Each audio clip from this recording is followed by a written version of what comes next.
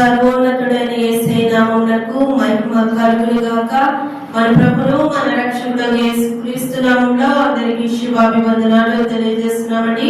ఉదయకాలము పాట పాడుకుంటూ దేవుని ఘనపరుద్దాం. హల్లెలూయా. ప్రార్థనే ఆయుధము క్రైస్తవుడా, ప్రార్థనే ఆధారం ఓ సేవకుడా, ప్రార్థనే ఆయుధము ఓ క్రైస్తవుడా, ప్రార్థనే ఆధారము ఓ సేవకుడా. చిన్న చూపు వద్దయ్యా, నిర్లక్ష్యం తగదయ్యా, చిన్న చూపు వద్దయ్యా, నిర్లక్ష్యం తగదయ్యా. ఓ క్రైస్తవుడా, ఓ సేవకుడా, ఓ క్రైస్తవుడా, ఓ సేవకుడా.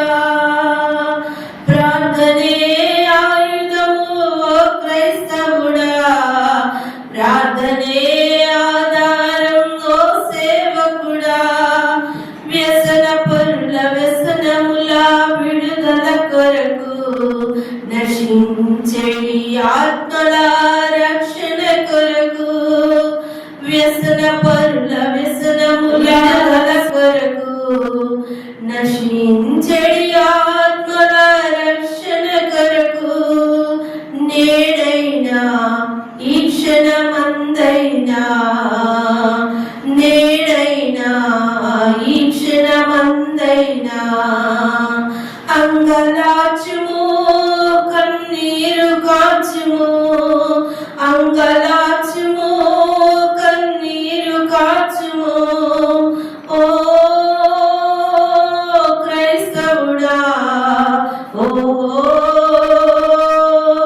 సేవకుడా, ఓ క్రైస్తవుడా, ఓ సేవకుడా. ప్రార్థనే ఆయుధము ఓ క్రైస్తవుడా, ప్రార్థనే ఆధారం ఓ సేవకుడా. హల్లెలూయా. ఈ ఉదయకాల సమయము మనము వాక్యాన్ని మనము విందామండి.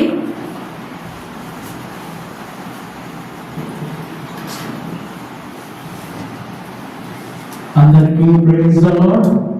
మన ప్రభువును మన రక్షకుడైన యేసుక్రీస్తు పరిశుద్ధ నామములో ఈ ఉదయ కాలము ఎమ్మెల్యే లైఫ్ మినిస్ట్రీస్ తరపున మీకు శుభములు తెలియజేస్తూ ఉన్నాను. మనమందరము ప్రభుని స్తుతించి ఉన్నాము, ఘనపరిచి ఉన్నాము. ఇప్పుడు దేవుని వాక్యమును ధ్యానించుకున్నాం. జెరెమియా గ్రంథము 33వ అధ్యాయము 3వ వచనము. నాకు మొర్రపెట్టుము, నేను నీకు ఉత్తరమిచ్చేదను, నీవు గ్రహింపలేని గొప్ప సంగతులను, గూఢమైన సంగతులను నీకు తెలియచేతును. ఆమేన్. హల్లెలూయా. మనము ఈ వాక్య భాగాన్ని ఏమి అంటామంటే గాడ్స్ ఫోన్ నంబర్ అంటాం. చెప్పండి, గాడ్స్ ఫోన్ నంబర్, దేవుని టెలిఫోన్ నంబర్ అని మనందరికీ సుపరిచితం. 333 కదా. నీవు నాకు మొర్రపెట్టుము, నేను నీకు ఉత్తరం ఇచ్చేదను. మనము దేవునికి మొర్రపెట్టినప్పుడంట, మనము గ్రహించలేని సంగతులు దేవుడు మనకు తెలియచేస్తాడని వాగ్దానం చేస్తున్నాడు. ఆమేన్. కానీ మనం అనేక మార్లు దేవుడు మొరపెడుతూ ఉంటాము, అనేక విషయాల గురించి దేవుడు మొరపెడుతూ ఉంటాం, అనేక వాటి కొరకు దేవుడు గురించి మొరపెడుతూ ఉంటాం. కానీ గ్రహింపలేని సంగతుల గురించి మాత్రం మొరపెట్టాము. హల్లెలూయా.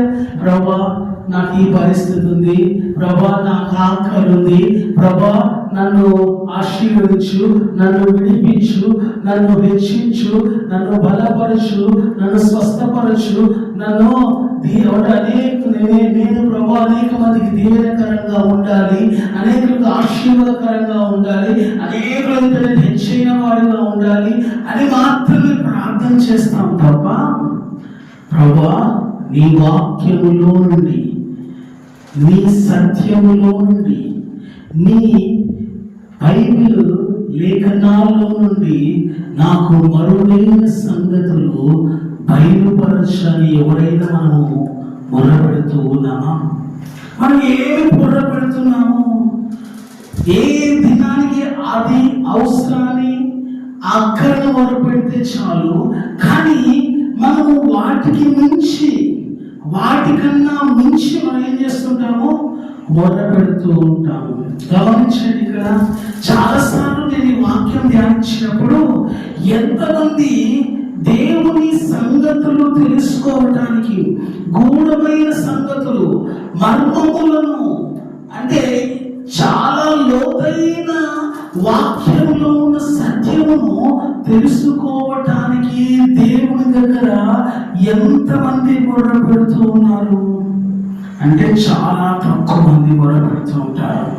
కానీ ఉదయకాలం దేవుడు మనం ఎంకరేజ్ చేస్తున్నాడు. దేవుడు మనల్ని ఏం చేస్తున్నాడంటే ప్రోత్సాహపరుస్తూ ఉన్నాడు.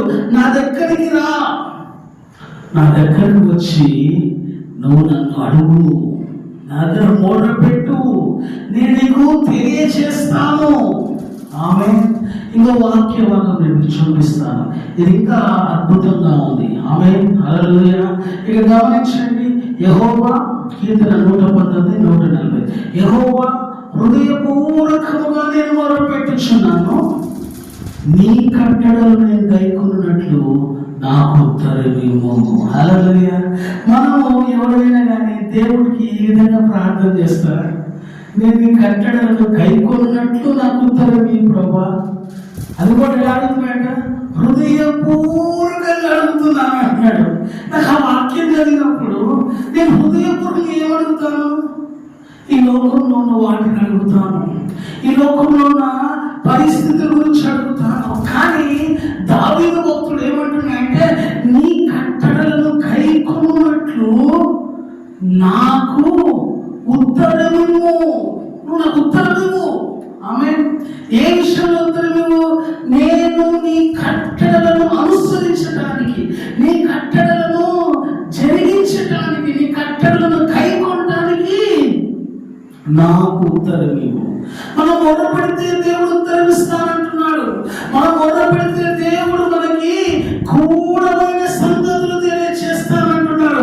మరి దేవుడు గూఢమైన సంగతులు తెలియచేసిన దేవుడి వాక్యమును, కట్టడలను మనం ఏం చేయాలి? అనుసరించాలి.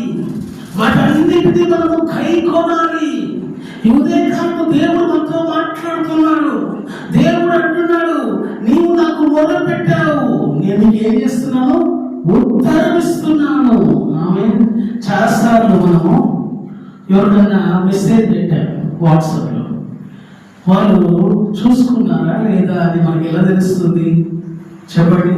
బ్లూ టిక్స్ వచ్చాయి అనుకోండి, వాట్సాప్లో చూశారు, చదివారు అని అర్థం ఉంటుంది. సపోజ్ వారు బ్లూ టిక్స్ లేకుండా వారు చూసారా లేదా అని మనకి ఎలా ఉంటుంది? అబ్బా, చూసారా లేదా, చదివారా లేదా, మనం పంపించిన మెసేజ్ ద్వారా ఏమంటారు, మనకి రిప్లై ఇస్తారా ఇవ్వరా అని ఆలోచన ఉంటుంది. మరి ఇప్పుడు దేవుడికి నువ్వు మొరపెట్టిన తర్వాత దేవుడికి ఏం చేయాలి? ఉత్తరం ఇవ్వాలి. అంటే ఆయన తిరిగి నీకు ఆన్సర్ చేయాలి. హల్లెలూయా. ఇది ఏంటి అంటే, మనం ఒక మెసేజ్ పంపించాము, ఒక మెసేజ్ దేవుడు పంపిస్తే దేవుడు ఏం చేస్తాడు? తిరిగి రిప్లై చేస్తున్నాడు. హల్లెలూయా. తిరిగి మనకి ఏం చేస్తాడు? ఆన్సర్ పంపిస్తాడు. యాక్చువల్గా మనము మెయిల్స్ డ్రాఫ్ట్ చేసినప్పుడు అందులో మనకి ఫస్ట్ ఏముంటుందంటే, మామూలుగా ఫస్ట్ ఒక మెయిల్ పంపించే వాళ్ళకి మెయిల్ ఒకటి ఉంటుంది, తర్వాత సిసి అంటాం, కార్బన్ కాపీ, తర్వాత ఇంకొకటి ఉంటుంది, అదేంటంటే చాలా సీక్రెట్ అన్నమాట, సీక్రెట్ కార్బన్ కాపీ. హల్లెలూయా. అది మనము చాలా ఎవరికైతే కనపడకుండా ఉండాలనుకుంటాము, అంటే తెలియకుండా పంపించాలనుకున్నప్పుడు దాన్ని పంపిస్తుంటాము. దేవుడు కూడా మనకు డైరెక్ట్ పంపించాడు, కొన్నిసార్లు కార్బన్ కాపీ ద్వారా పంపిస్తాడు, కొన్నిసార్లు సీక్రెట్ గా పంపిస్తుంటాడు మెసేజ్, మెయిల్స్. ఆ మెయిల్ నువ్వు అది చదివినప్పుడు చదవలేదు అనుకోండి, ఓపెన్ చేయాలనుకోండి మనం చదవలేము. మెయిల్ వచ్చింది, దేవుడి దగ్గర నుంచి రిప్లై వచ్చింది. కొంతసారి డైరెక్ట్ మెయిల్ వస్తుంది, కొంతసారి సిసి వస్తుంది, కొన్నిసార్లు SSC వస్తుంది, సీక్రెట్ కార్బన్ కాపీ వస్తుంది. అప్పుడు ఏమవుతుంది, నీకు తెలియదు వచ్చినట్టు, సీక్రెట్ లో ఉంటుంది, స్కామ్ లో ఉంటుంది, కనపడదు. అప్పుడు ఏం చేయాలి, ఆ ఫోల్డర్ ఓపెన్ చేసి ఆ ఫోల్డర్ లో ఆ మెయిల్ చెక్ చేసినప్పుడే దాన్ని నువ్వు చదవగలుగుతావు. దేవుడు మెయిల్ రిప్లై ఇచ్చాడు, ఎలా పంపించాడు, సీక్రెట్ గా పంపించాడు. చాలా సార్లు క్రైస్తవులకి మెయిల్స్ వస్తుంటాయి, దేవుడి దగ్గర నుంచి రిప్లైస్ వస్తుంటాయి, కానీ ఎంతమంది రిప్లై చదువుతున్నాను కదా. దేవుడు పంపించేశాడు, నువ్వు నాకు మొదలుపెట్టవు, నేను ఉత్తరం ఇచ్చేసి వాగ్దానం ఇచ్చాడు. ఆ వాగ్దానం రిప్లై వచ్చేసింది, కానీ సీక్రెట్ గా వచ్చింది. అది నీకు అర్థం కావట్లా. అప్పుడు నువ్వు ప్రతిసారి మెయిల్ చూస్తున్నావు, డైరెక్ట్ మెయిల్ వచ్చిందో చూస్తున్నావు, రావట్లేదు. కారణం ఏంటి, దేవుడు ఎలా పంపించాడు, సీక్రెట్ గా పంపించాడు. దేవుడు ఇదే కాలం అంటున్నాడు, నేను గూఢమైన సంగతులు తెలియచేస్తాను. అంటే గూఢమైన సంగతులు తెలియచేయాలంటే ఎలా తెలియచేయాలి, అది కూడా రహస్యంగానే చేయాలి. అలాగే ఇప్పుడు మనం గమనిస్తుంటాం, శత్రు దేశాలు మాట్లాడుకుంటూ ఉంటాయి.